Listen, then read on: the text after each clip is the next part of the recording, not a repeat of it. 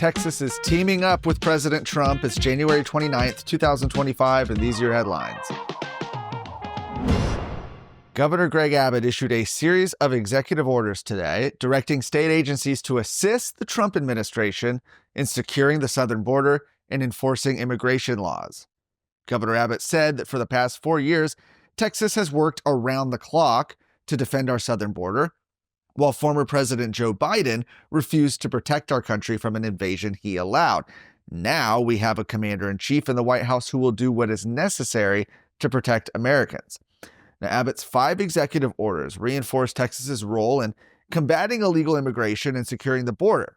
They include the following. 1, directing state agencies to assist federal immigration officers in investigating, arresting, detaining, and deporting illegal migrants in Texas.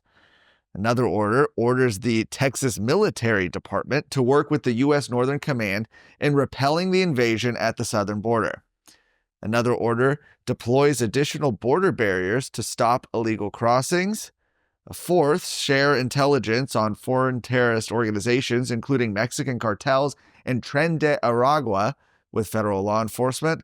And lastly, an order identifying state-owned land and facilities for the federal government to use for detention and deportation. Now, these orders mark a sharp shift from what we've seen over the last several years under the Biden administration, which largely ignored Texas's pleas for federal border enforcement. Under former President Biden, Texas was forced to take steps to secure the border on its own under Operation Lone Star, from constructing its own border wall to deploying the Texas National Guard. Now, with President Donald Trump back in the White House, Texas has instead moved to partner with the federal government in stopping the invasion at the southern border. Residents of Austin could soon be on the hook for hundreds of millions of dollars in new spending on services to vagrants. Yes, the Austin City Council is set to consider a resolution declaring vagrancy a top financial priority. This would require the city to make hundreds of millions of dollars of commitments beyond what they already are doing. The budget resolution is based upon a report by Austin Echo, which claims the city needs to spend at least $350 million more than current law requires to meet needs just for building out beds or units alone. Proponents claim this will reduce the vagrant population. Austin Echo is a homeless services provider that could benefit from increased spending in the area. The proposed expenditures are at a time when the homelessness services industrial complex has drawn national criticism. Critics say that the homeless are used as human shields to disguise old-fashioned political patronage. The measure in question is the latest development in Austin's long saga with public vagrancy.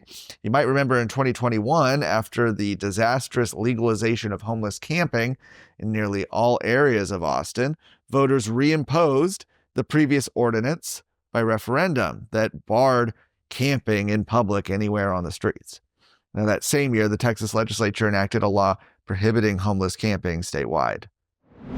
Are you worried about your kid's future? You should be. I'm Charles Blaine with Texas Tomorrow. This is a show where we're going to talk about the issues and the people that are pushing the policies that concern your family, your home, and your kids. Catch Texas Tomorrow every Thursday.